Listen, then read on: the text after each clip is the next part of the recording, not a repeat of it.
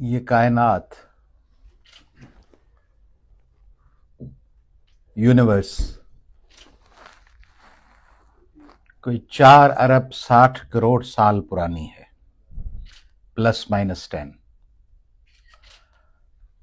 ان 4 ارب 60 کروڑ سالوں میں قریباً 2 ارب سال زندگی موجود نہیں تھی۔ زمین تھی، پانی تھا، پہاڑ تھے، زندگی نہیں تھی۔ کوئی 2 ارب سال پہلے رفلی زندگی کا آغاز ہوا۔ اس میں 1 ارب 99 کروڑ سال زندگی کے آغاز ہونے کے بعد بھی انسان نہیں تھا، اور قریباً 6 ملین ایئرس پہلے homo erectus, homo sapiens came into this world seeking something which was not available for other species.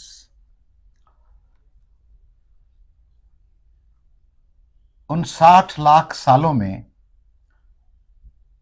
جو ہیومن جرنی ہے، اس میں ہمارے اور آپ کے پاس ٹوٹی پھوٹی تاریخ فقط کوئی 1500-2000 سالوں کی ہے۔ باقی سب متس ہیں، اندازے ہیں کہ یوں ہوا ہوگا۔ تو 4 ارب 60 کروڑ سالوں میں 1500-2000 سال، ان 2-3 ہزار سالوں میں گنے چنے انسان کوئی 500,000 لوگ ہوں گے جو بڑے لوگ سمجھے جائیں اپنے زمانوں کے۔ ان تمام ادوار میں انسان نے جو سفر کیا ہے، اس میں 2 بڑے بریک تھرو ہیں دوسرے بریک تھروز کے ساتھ۔ بہت سے ہیں، there can be number of attempts made by human beings, number of achievements, but if you like to recall some of the greatest efforts and achievements made by human beings، تو اس میں 2 بڑی اہم چیزیں ہیں۔ ایک، انسان کے ہاتھ فارغ ہونا، ہاتھ جو بھاگنے، چلنے، دوڑنے کے کام آتے تھے، وہ ہاتھ جب فارغ ہوئے ان کاموں سے تو ان ہاتھوں نے روئے زمین کو ہلا کے رکھ دیا۔ ایکسٹرا ٹول بن گئے یہ دونوں ہاتھ۔ اور دوسری چیز جو روئے زمین پر سب سے پاورفل ہے in comparison to other species, وہ ہے زبان، کمیونیکیشن۔ جو دوسرے اسپیشیز ہیں، جو دوسری زندہ چیزیں ہیں، ان کی ٹریجڈی یا ان کا پرابلم یہ ہے کہ وہ اپنے اوپر گزرنے والی مصیبتوں سے دوسرے کو آگاہ نہیں کر سکتے۔ اس کمرے میں ایک ہرن کو مار دیا جائے یا اس جنگل میں ایک زیبرا کو زخمی کر دیا جائے، وہ باہر جا کے دوسرے زیبراز کو نہیں بتا سکتا کہ میرے ساتھ یہاں کیا گزرا تھا، تم یہاں مت جانا۔ انسان کے پاس سب سے بڑا ٹول، سب سے بڑی اچیومنٹ ہے کمیونیکیٹ کرنا، زبان، اپنی فیلنگز کو، اپنی کنسرنس کو، اپنی ٹریجڈیز کو، اپنی خوشیوں کو، اپنی جوبلیشنز کو، اپنے احساسوں کو کنوے کرنا۔ اور اس کنوے کرنے میں سب سے بڑا طاقتور ذریعہ ہے لائبریریز، کیونکہ ایک دور گزرنے کے بعد، وہ کنٹمپرری لوگ جانے کے بعد، آئندہ جنریشنز کو پچھلے ادوار کی اچیومنٹس फेल्यूअर्स और सक्सेस स्टोरीज से कैसे आगाह किया जाए। ये काम था लाइब्रेरीज का। मुझे बेइंतहा खुशी है कि यहां आपने हमारे फाउंडिंग फादर मोहम्मद अली जिन्ना साहब के नाम पर इस लाइब्रेरी का आगाज किया है। मैं आपको मुबारकबाद देना चाहता हूं कि ह्यूमन एवोल्यूशन के इस सबसे पावरफुल हथियार को, जरिए को, इक्विपमेंट को, सोर्स को आपने इंट्रोड्यूस किया है ह्यूस्टन में। और मेरी ख्वाहिश होगी कि ये जरिया, ये मीडियम सिर्फ अलमारियों तक महदूद न रहे, बंद कमरों तक महदूद न रहे। ये ह्यूस्टन में बसने वाले, ग्रेटर ह्यूस्टन में बसने वाले, बल्कि टेक्सास में बसने वाले, आसपास के शहरों डैलस, सैन एंटोनियो, ऑस्टिन के तमाम पाकिस्तानियों के लिए, तमाम साउथ एशियंस के लिए और तमाम दुनिया के जिम्मेदार, मोहब्बत करने वाले, हारमनी में यकीन रखने वाले लोगों के लिए एक जरिया बने पाकिस्तान को जानने का, मोहम्मद अली जिन्ना को जानने का और हमारी जदोजहद को जानने का। बर्र सगीर एक मुसलसल जदोजहद का नाम है और मुसलसल हमलों के दिफा का नाम है। मैं माजरत खा हूं अगर मैं कुछ ऐसी चीजें शेयर करूं जिसके बारे में आपका नुक्ता नजर कुछ अलग हो। मैं तस्लीम नहीं करता उन लोगों को जो किसी और इलाके पे कब्जा करें और वहां फातह बन के कहलाएं और समझें कि हम निजात दहिंदा हैं। इसलिए मैं समझता हूं कि बर्र सगीर पे जितने भी हमले हुए, सेंट्रल एशिया से, मंगोल एम्पायर से, अलेक्जेंडर ऑनवर्ड्स, अरगोन, तुर्खान, ये तमाम लोग मेरी नज़रों में हमले आवर हैं। आप में से कुछ लोग इनको निजात दहिंदा समझें, नादिर शाह दुर्रानी को, अहमद शाह अब्दाली को, तैमूर लंग को, सिकंदर आज़म को। मेरी नज़रों में वो एक्सपेंशन के लिए, इन्वेड करने के लिए आए और उन्हें कब्जे किए। इस पस मंज़र में बर्र सगीर के लोग लड़ते रहे, मुकाबला करते रहे, रेजिस्ट करते रहे। लंबी कहानी है। यही कुछ अंग्रेजों ने किया। उनके लिए पूरा बर्र सगीर एक अपॉर्चुनिटी था लूट मार की, कब्जा करने की, वसाइल को तबाह व बर्बाद करने की, और वो उन्होंने किया। और उसकी राह में जो भी रुकावट बने, वो टीपू सुल्तान हो, हैदर अली हो, सिराजुद्दौला हो, सूरह बादशाह हो, होश मोहम्मद शीदी हो, रूपलो कोहली हो, भगत सिंह हो, जिन्ना हो, गांधी हो, सुभाष चंद्र बोस हो, जो लोग थे अपने जमाने में उस इन्वेजन के खिलाफ, जनरल बख्त खान हो, वो सब लड़े, झांसी की रानी हो, इन सब लोगों ने मज़ाहमत की। तारीख की बदकिस्मती यह है कि तारीख हमेशा फातहों को याद रखती है। Defeat is an orphan and victory has many गॉडफादर्स। फतह के तमाम लोग वारिस होते हैं, शिकस्त यतीम होती है, उसका कोई पुरसान हल नहीं होता, कोई याद नहीं रखता। तो बहुत से लोग लड़े, कामयाब नहीं हुए। 1857 की जंग आज़ादी एक बहुत बड़ा कदम थी, बहुत जुर्रत थी। वो लोग वो कुछ नहीं देख सके जो आपको और हमें देखने को मिला है। 1913 में एक्टिव पॉलिटिक्स से लेकर मोहम्मद अली जिन्ना साहब ने एक चीज रियलाइज की जो इस वक्त की जनरेशन को नजर नहीं आती। आज के बहुत से लोग हैं जो मुझे मिलते हैं पाकिस्तान में, यहां पर मुख्तलिफ ममालिक में, वो कहते हैं कि पाकिस्तान इसलिए बना था ये जो सब कुछ हो रहा है। तो मैं उन्हें कहता हूं कि ये आपको इस वक्त इसलिए फील हो रहा है कि उस जमाने की जो तफरीक थी उससे आप आगाह नहीं थे, हम भी नहीं थे। مگر ہم نے کتابوں میں پڑھا ہے کہ جو اچھی اچھی باتیں ہیں جو اب ہم کہتے ہیں سب بھائی بھائی ہیں، اس زمانے میں ایسا نہیں تھا. مغلوں کے ایک طویل اقتدار کے بعد جو انڈیا کی میجارٹی کے ذہنوں میں مغلوں کے خلاف نفرت تھی، وہ نفرت پھر عام مسلمانوں پر بھی نکلنا شروع ہوئی تھی، اور اس کے نتیجے میں بہت سے علاقوں میں تفریق بڑھی تھی. حالانکہ میں یہ سمجھتا ہوں کہ مہاتما گاندھی، موہن داس کرم چند گاندھی،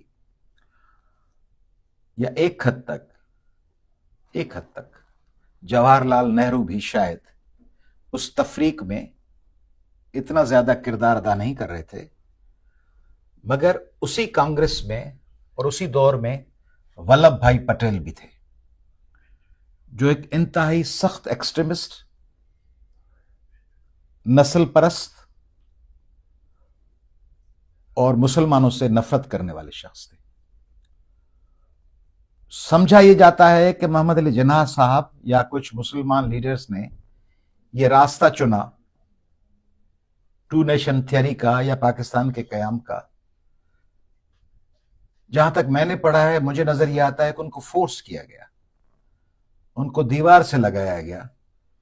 ولبھ بھائی پٹیل جیسے لوگوں نے جو انتہا پسند اقدامات کیے، اس کے نتیجے میں جو انسیکیورٹی فیل ہوئی اس وقت کے مسلمانوں کو، اس کے لیے کسی کو ان کی وائس بننی تھی، کسی کو ان کی آواز بننی تھی، اور وہ محمد علی جناح صاحب بنے. 1940 کی جو قرارداد ہے، اب اس کا ذکر نہیں ہوتا، آپ کے پاس تھوڑا سا آیا اس کا ذکر اس ڈاکیومنٹری میں. 1940 کی قرارداد کے کچھ اہم جملے تھے. کانٹیجیس اسٹیٹس ایک ساتھ رکھی جائیں. پاکستان کا ذکر نہیں تھا. کانٹیجیس ہم پیش کرتے ہیں قرارداد پاکستان، اس میں ذکر تھا. بڑی سمپل سی ڈیمانڈز تھیں، سخت اور آخری ڈیمانڈز اور ٹکراؤ والی ڈیمانڈز نہیں تھی جیسا کہ پیش کیا جاتا ہے. ان سافٹ ڈیمانڈز کو بھی قبول نہیں کیا گیا. ان سافٹ ڈیمانڈز کو اسپیس دیتی اگر کانگریس کی قیادت اور ابتدائی کنسرن سنتی مسلمانوں کی، محمد علی جناح کی اور دوسری لیڈرشپ کی، تو شاید کوئی نہ کوئی راستہ ساتھ چلنے کا نکل سکتا تھا. مگر جو سمپل اور پرائمری قسم کے مطالبات تھے ان کو بھی دیوار سے لگایا گیا. نتیجے میں وہ مرض ٹکراؤ کا، تفریق کا بڑھتا گیا. اس لیے یہ کہنا کہ بر صغیر کو توڑنے کی خواہش محمد علی جناح صاحب کی یا ان کی ٹیم کی تھی، میں نہیں سمجھتا ایسا تھا. آخری حد تک وہ کوشش کرتے رہے کہ ہندو اور مسلمز ایک دوسرے کو اسپیس دیں، تفریق نہ ہو، ریسزم نہ ہو، ٹکراؤ نہ ہو، لوگوں کو ساتھ رکھا جائے. انگریزوں کے خلاف جو ایکسٹرنل فورس تھا اس کے خلاف اتحاد برقرار رکھا جائے. مگر وہ جو رویہ تھا ولبھ بھائی پٹیل اینڈ کو کا، انہوں نے ایسا ماحول پیدا کیا. اس لیے 1940 کی جو قرارداد تھی اس میں جو الفاظ استعمال ہوئے ہیں، آٹونامس اینڈ سوورین اسٹیٹس، خود مختار، اپنا فیصلہ آپ کرنے والی با اختیار ریاستیں، خود مختار ساورن اسٹیٹس. اس 1940 کی قرارداد کو بر صغیر کے مسلمان آگے لے کے چلے، اور اس کے لیے مین کردار، بنیادی کردار اس شخص محمد علی جناح صاحب نے ادا کیا. مجھے فخر ہے، آئی فیل پرائڈ ان اٹ، کہ محمد علی جناح موجودہ پاکستان میں اس ضلع سے تعلق رکھتے ہیں جو میرا ضلع ہے، ٹھٹا. آپ کہیں گے کہ شاید آپ ایسے کوئی سوچے کہ ٹھٹا کیسے ہو گیا؟ تو وہ ایسے ہو گیا جیسے इंडिपेंडेंस के ऐलान के पहले यहाँ फेडरेटिंग यूनिट्स थे अमेरिका में, और फिर वो यूनाइटेड स्टेट्स बना। तो जो फाउंडिंग स्टेट्स थी उनमें से बहुत सी बरकरार रहीं, बाकी बाद में दूसरी स्टेट्स शामिल हुई। ये आपका टेक्सास, ये भी बाद में लिया गया। तो उस जमाने में ठट्टा जिला नहीं था, जिला था कराची। आप अभी अगर विकिपीडिया को क्लिक करेंगे तो उस पर लिखा होगा Mohammad Ali Jinnah was born in Karachi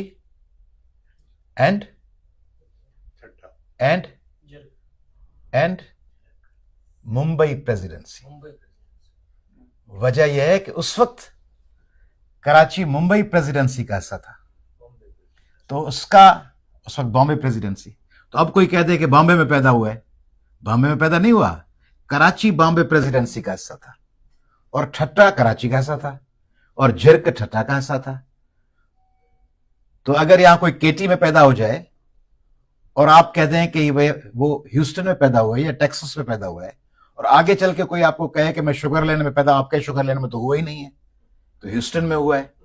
तो शुगरलैंड जो है वो ह्यूस्टन का हिस्सा है, और केटी भी ह्यूस्टन का हिस्सा है। तो ह्यूस्टन का नाम तो अब आ गया है या बाद में आए। तो फिर वो डिस्ट्रिक्ट जब अलग हुआ तो वो झिरक कराची नहीं चला गया, झिरक ठट्टा में रहा, और वो झिरक में पैदा हुए। कहीं भी पैदा हो, झिरक में पैदा ना होते लाहौर में पैदा होते, लाहौर में ना होते कलकत्ता में पैदा होते, कलकत्ता में ना होते जर्मनी में पैदा होते। वो बर सगीर के मुसलमानों के लिए जिस तरह उन्होंने जदोजहद की, वो उनका कंट्रीब्यूशन हमेशा याद रखा जाता है।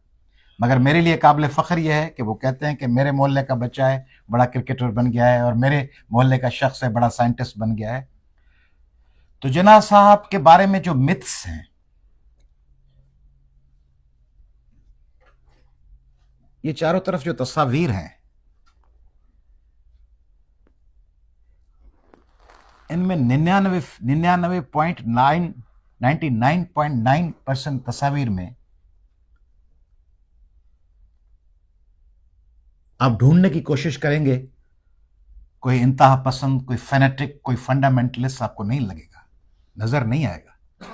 इन तस्वीर को देख लें, वो नेहरू पहने हुए हैं वो कपड़े बड़े सगीर के, हमारे आपके शलवार कमीज पजामा।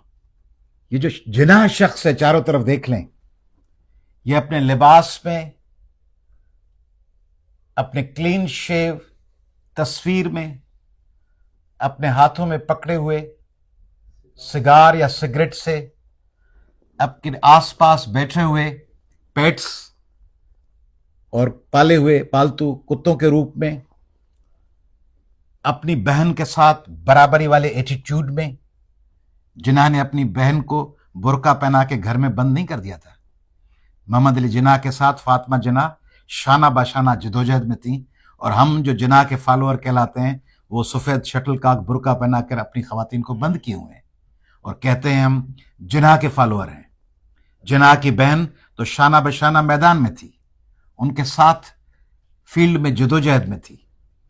और जिन्ना का ये आउटलुक ये बताता है कि जिन्ना एक प्रोग्रेसिव, एक लिबरल, एक इंसानों की बराबरी में यकीन रखने वाला बहुत बड़ा लीडर था। तो मोहम्मद अली जिन्ना साहब को जिस तरह पाकिस्तान की दूसरी चीजों को यरगमाल किया गया, हिस्ट्री को, 1940 के रेजोल्यूशन को, पाकिस्तान की पहचान को, उसी तरह मरने के बाद हमारा अपने आप पे बस तो नहीं चलता, हम बाज हालात में अगवा हो जाते हैं। इंसान सिर्फ जिंदा अगवा नहीं होते, कब्रें भी अगवा हो जाती हैं, मज़ारें भी अगवा होती हैं, नुक्ते नज़र, फिक्र, आइडियोलॉजीज भी अगवा हो जाती हैं। तो मोहम्मद अली जिन्ना, पूंजा भाई जिन्ना, रत्ती बाई, ये जो मोहम्मद अली जिन्ना थे, फातिमा, जीना भाई, ये जिन्ना साहब अपने मिजाज में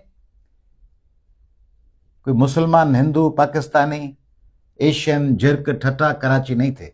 वो ट्रू सेंस में एक इंसान थे, बराबरी में यकीन रखने वाले, डिस्क्रिमिनेशन के खिलाफ लड़ने वाले। जिन्ना अगर उस जमाने में देखते, मेरा यकीन यह है कि जिन्ना अगर उस जमाने में देखते کہ کرسچنز کے ساتھ مظالم ہے تو وہ ان کے ساتھ ہوتے. ہندو اگر اس وقت اپریسڈ ہوتے اور مسلمان ظلم کر رہے ہوتے تو وہ ان کے ساتھ ہوتے، کیونکہ ان کو مظلوموں کے ساتھ کھڑا ہونا تھا، ان کو اپنی کمیونٹی کے ساتھ نہیں کھڑا ہونا تھا. ان کو ورنہ تو وہ وکیل تھے، وہ اپنے پروفیشن کو ٹائم دیتے، نہیں، وہ اپنے لوگوں کے ساتھ اس لیے کھڑے ہوئے کہ ان کے لوگ مظلوم تھے. اس وقت مسلمانوں کے ساتھ تفریق ہو رہی تھی. جناح صاحب آخری دم تک انصاف کے لیے جدوجہد کرتے رہے، اور آخری دم تک جناح اور اس کی ٹیم کے ساتھ، مسلم لیگ کے فالوورز کے ساتھ، اور پاکستان، نئے بننے والے پاکستان کے نئے آنے والے نظام کے ساتھ ٹکراؤ میں تھے. اس دور کو آپ دیکھیں گے تو یہ نہیں کہ صرف ابتدا میں ان کے ساتھ زیادتی ہو رہی تھی. چند آپ کو مثالیں دوں. طے کیا گیا کہ وہ علاقے مل کر پاکستان بنائیں گے جہاں مسلم اکثریت ہوگی.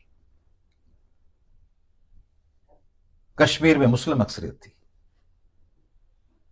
مگر جو راجا تھا، ہری صاحب کا پوتا، وہ چونکہ مسلم نہیں تھا تو کہا گیا کہ وہ مسلم نہیں تھا، ہندو تھا، کہا گیا کہ راجا ہندو ہے تو کشمیر بھارت کا حصہ ہونا چاہیے. پاپولیشن کشمیر کی زیادہ مسلمانوں کی تھی.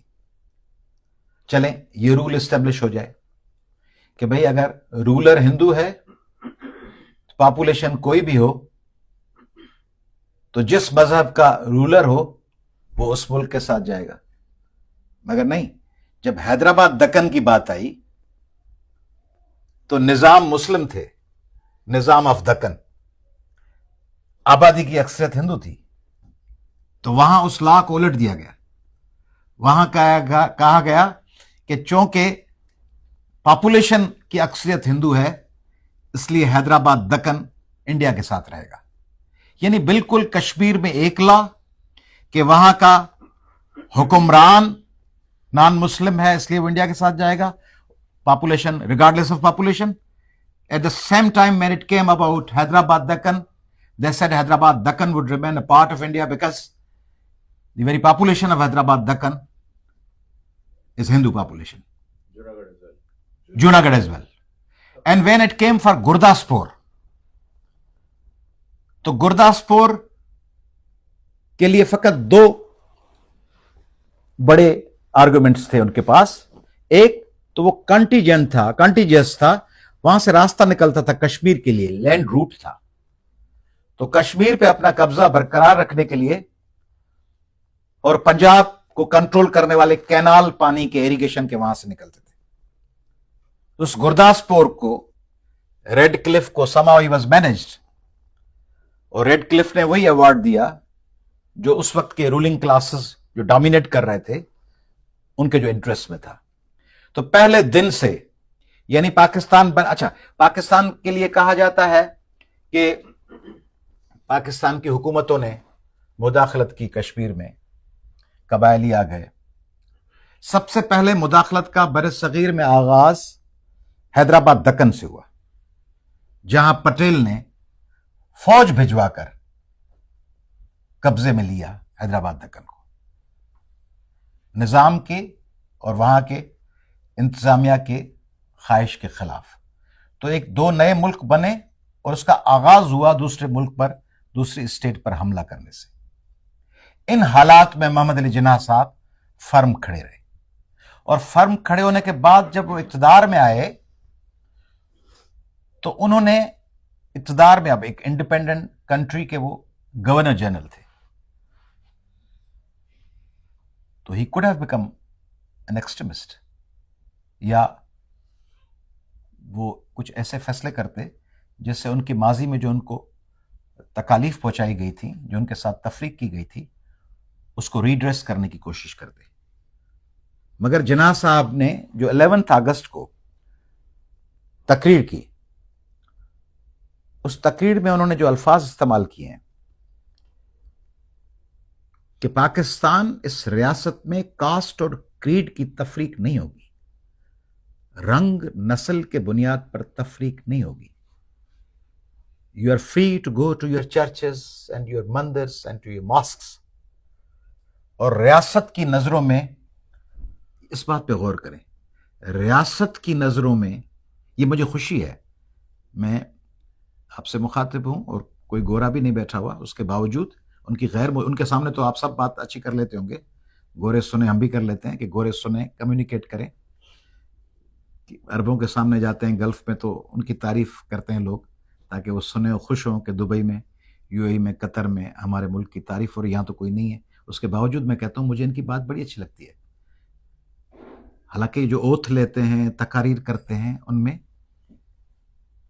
بائبل کا، کرسچینٹی کا ایک ریفرنس ذکر ہوتا ہے، مگر ریاست کے سامنے کوئی تفریق نہیں ہے کرسچن، ہندو اور مسلم کی. یہ بڑی پازیٹیو بات ہے امریکن ریاست کی، یورپین ریاستوں کی، کہ ریاست، اور اب یو اے میں بھی، اور اب موسٹ پرابیبلی آگے چل کر سعودی عرب میں بھی، قطر میں بھی، ملیشیا میں بھی، ٹرکی میں بھی، ریاست تفریق نہیں کرتی کہ میرا یہ بچہ ہندو بچہ ہے یا کرسچن بچہ ہے یا مسلم بچہ ہے، شیعہ بچہ ہے یا سنی ہے یا آغاخانی ہے یا بوری ہے. ریاست تفریق نہیں کرتی، امریکن ریاست بھی نہیں کرتی. تو محمد علی جناح نے اس پاکستان کی بنیاد ڈالی تھی کہ ریاست کے نظروں میں کوئی ہندو اور کرسچن اور مسلم نہیں ہوں گے، تمام پاکستانی برابر ہوں گے. بدنصیبی سے جناح صاحب کے ان خوابوں کو تعبیر نہیں دی گئی. جناح صاحب، دیکھیں، کہا جاتا ہے کہ جناح صاحب انتقال کر گئے، میں یہاں گر پڑوں، ہارٹ اٹیک ہو جائے اور آپ مجھے ہاسپٹل نہ لے جائیں، پھر آپ بھلے کہہ دیں کہ میں قدرتی موت کا شکار ہو گیا. میرے خیال میں آپ سب کی ذمہ داری بنتی ہے کہ آپ مجھے ہاسپٹل پہنچائیں اور ایمبولینس کال کریں اور میری ٹریٹمنٹ کروائیں. اگر آپ نہیں کروا رہے اور مجھے جال کے گاڑی میں چھوڑ کے آئیں اور پرسان حال نہ ہو کوئی، اور پھر میں ہوں گورنر جنرل اور میں ہوں فاؤنڈر، اور مجھے بھجوا دیں زیارت، اور زیارت میں نہ ہو علاج، نہ ڈاکٹرز، اور پھر ایمبولینس کھڑی رہے کراچی کے راستوں پر اور کوئی پرسان حال نہ ہو. بہرحال جو کچھ ہوا وہ ایک انتہائی افسوسناک تاریخ کا حصہ ہے. جناح صاحب کے بعد پاکستان سنبھل نہیں سکا. اگر ہمارے قائد کو کچھ اور وقت مل جاتا، 4-5 سال مزید مل جاتے، تو شاید پاکستان دوسرے ڈگر پہ، دوسرے راستے پہ ہوتا. لیاقت علی خان صاحب 4 سال حکومت کر پائے، پھر ان کو نشانہ بنا دیا گیا. اس کے بعد آپ دیکھیں خواجہ ناظم الدین 1.5 سال، محمد علی بوگرا 2.5 سال، چودھری محمد علی 1 سال. وزیر اعظم آ رہے ہیں، وزیر اعظم 1.5 سال، ناظم الدین 2.5 سال، بوگرا 1 سال، چودھری محمد علی 1 سال، یعنی 12.5 مہینے، 11.5 مہینے. 1 سال چودھری محمد علی، 1 سال حسین شہید سہروردی. 55 دن آیا ہے چندری گڑھ. 1 سال فیروز خان نون، 13 دن نور الامین وزیر اعظم. پھر آپ کہتے ہیں، آپ یعنی ہم سب کہتے ہیں کہ بھئی ترقی نہیں ہو رہی، کسی کو موقع ہی نہیں دیا گیا. جو آئے اس کو پکڑ کے پٹک کے ہلا کے، ذوالفقار علی بھٹو پھانسی چڑھ گئے، نواز شریف ہٹ گئے، سب لوگ جو آتے ہیں، محمد خان جوڑن جو برطرف، بے نظیر شہید کر دی گئی. ابھی ایک پرائم منسٹر اور جیل میں ہے، ایک شاید کچھ عرصے کے بعد جیل میں چلا جائے. صدر بھی جیل میں تھے پچھلے دنوں. تو جب ہم دوسرے ممالک کے ساتھ اپنے کو کمپیئر کرتے ہیں تو ہم کہتے ہیں انہوں نے یہ کیا، انہوں نے یہ کیا. ان کو یہ کرنے کا موقع ملا، ان کو یہ موقع ملا کہ اچھا کام کریں تو اچھا کام کنٹینیو کریں، اور اگر نہ کریں تو لوگ خود ان کو ہٹا دیں. مگر جب آپ لوگوں کو خود جبرن ہٹا دیتے ہیں تو سمپیتھی پیدا ہوتی ہے اور ٹکراؤ بھی پیدا ہوتا ہے. تو ایک طرف یہ ہو رہا تھا، دوسری طرف ایک انکیپیبل، ایک انتہائی، یعنی کاؤنسلر بننے کا اہل بھی نہ ہو، وہ غلام محمد 4 سال بیٹھا رہا گورنر جنرل بن کے، جس کے منہ سے رال بہ رہی ہے، جو اپنی مرضی پہ، اس کے لیے پڑھیں جا کے قدرت اللہ شہاب کی کتاب شہاب نامہ، تو پتہ چلے گا کہ پاکستان ملک، اور پاکستان یہ والا نہیں، ایسٹ اور ویسٹ پاکستان، ان کے اوپر کون بیٹھا ہوا ہے؟ ملک غلام محمد بیٹھے ہوئے ہیں، رانی بیٹھی، رانی کا عاشق جنرل یحییٰ بلوا رہا ہے اس کو، یہ آ جاؤ، وہ آ جائے، فلاں شہنشاہ ایران آ رہے ہیں، اداکارہ نیلو کو بلوا لو، وہ رقص کرے گی. پتہ نہیں کیا تھا، کیا حساب تھا، کس قسم کے لوگ تھے، اور کس قسم کے لوگوں کو ہمارے اور آپ کے بزرگوں نے چلنے دیا، کیونکہ اس وقت ہمارے دادا پردادا تھے نا، یا والدین، انہوں نے ان کو ٹالریٹ کیا. تو یہ جو محمد علی جناح صاحب کی جدوجہد تھی، ان کی جو سٹرگل تھی، ان کی جو کوششیں تھیں، ان کو ہم نے اپنی طرف سے جان لڑا دی ہے ان کو تباہ کرنے کے لیے. جان لڑانی چاہیے تھی ان کو بچانے کی، ہم نے جان لڑائی کہ ان کو تباہ کیسے کیا جائے، برباد کیسے کیا جائے. تو محمد علی جناح نام تھا پروگریسو سٹرگل کا، نام تھا ڈسکرمنیشن کے سامنے کھڑے ہونے کا. اگر مجھے ابھی ایک چھوٹے بچے یا ایک اسٹوڈنٹ یا ایک طالب علم کی حیثیت سے جناح صاحب کہیں مجھے مل جائیں اور میرے بس میں ہو کہ ان کو میں کو مشورہ دوں، اور میرا مشورہ سننے کے لیے ان کے پاس وقت ہو، کیونکہ اتنے بڑے شخص، تو میں ان کو ایک مشورہ تو یہ دینا چاہتا کہ پاکستان میں ایسا بیج بو جائیں آپ کہ انتہا پسندی کے لیے کوئی جگہ نہ بچے. لکم دینکم ولی الدین، لا اکراہ فی الدین، ولا تسبوا الذین یدعون من دون اللہ ولا دین. تم ان کے خداؤں کو برا نہ کہو، کہیں وہ تمہارے سچے خدا کو کچھ نہ کہہ دیں. وہ دین، اس میں انتہا پسندی کی، فینیٹسزم کی، وائلنس کی، دہشت کی، دوسروں کو واجب القتل قرار دینے کی کوئی گنجائش نہ ہو. اور جناح صاحب یقیناً ان کا راستہ بھی یہی تھا. اور دوسرا میں انہیں شاید مشورہ یہ دیتا کہ جناح صاحب، بنگالی ہمارے بھائی ہیں، پاکستان کی بنیاد رکھنے کی ذمہ داری سندھ اور بنگال نے اپنے کندھوں پہ اٹھائی تھی. سندھ نے قرارداد پاکستان پیش کی اور بنگالیوں نے مسلم لیگ کو ایک طاقت بنایا. بنگالی ہمارے بھائی تھے، ہمارے ساتھ میدان میں لڑے. کاش ان کی زبان کو، ان کی ثقافت کو، ان کی پٹسن کو، ان کی اکنامک پروڈکشن کو آپ کے بعد آنے والے لوگوں کے لیے راستہ پیو کیا جائے. Let it not be said of the next rulers that they walked a path but never left an imprint. There should have been imprints of equality, justice, peace, tolerance and harmony. جناح صاحب کچھ ایسا کر کے جائیں، اور وہ یقیناً کرتے اگر ان کے پاس ٹائم ہوتا. اور کیسے بدنصیب لوگ ہیں ہم کہ ایک شخص نے سخت بیماری میں اپنی زندگی تفریق کے خلاف، انسانی حقوق کی خلاف ورزی کے خلاف، نسل پرستی کے خلاف، ایکسٹریمزم کے خلاف لڑتے ہوئے گزاری. اور جب وقت آیا ان کے ساتھ شانہ بشانہ کھڑی ہونے والی ان کی بہن کی مدد کا، تو پاکستان کے لوگ جو اس وقت برسر اقتدار تھے، جو وڈیرے تھے، جاگیردار تھے، سردار تھے، پیر تھے، غازی نشین تھے، وہ فاطمہ جناح کو چھوڑ کر ایوب خان کے ساتھ کھڑے ہو گئے. بدنصیبی. یہاں امریکہ میں ہر وقت آپ سنتے ہیں founding fathers, founding fathers, founding fathers. وہ فاؤنڈنگ فادرز کے ساتھ فاؤنڈنگ مدرز بھی ہوتی ہیں، فاؤنڈنگ مدرز. تو یہ جو فاؤنڈنگ مدر تھی فاطمہ جناح، اس کے سامنے ہم سب اور ہمارے بڑے ایوب خان کے ساتھ کھڑے ہوئے. تو یہ بدنصیبی ہے. بہرحال حالات مشکل ہیں پاکستان میں. میں مزید ٹائم نہیں لوں گا آپ کا. اور فیض نے کہا ہے، میں مایوس نہیں ہوتا، میں اب بھی سمجھتا ہوں کہ اب بھی اگر پاکستان میں برابری ہو، بھائی ہیں بھائی ہیں بھائی ہیں بھائی ہیں کر کے سب کے وسائل نہ لوٹ لیں، بھائی ہیں بھائی ہیں چپ ہو جاؤ، بھائی ہیں، میری جیب میں ہاتھ ڈالیں گے میں پکڑ لوں گا ہاتھ آپ کا. आप में से किसी का मोबाइल लेके मैं जाऊंगा, आप ओ भाई बेटे इधर मोबाइल वापस करो, नहीं भाई हैं मोबाइल लेके मैं जा रहा हूं। भाई भाई नहीं, हम भाई हैं इस बुनियाद पे कि आपकी चीजें आपकी, मेरी चीजें मेरी।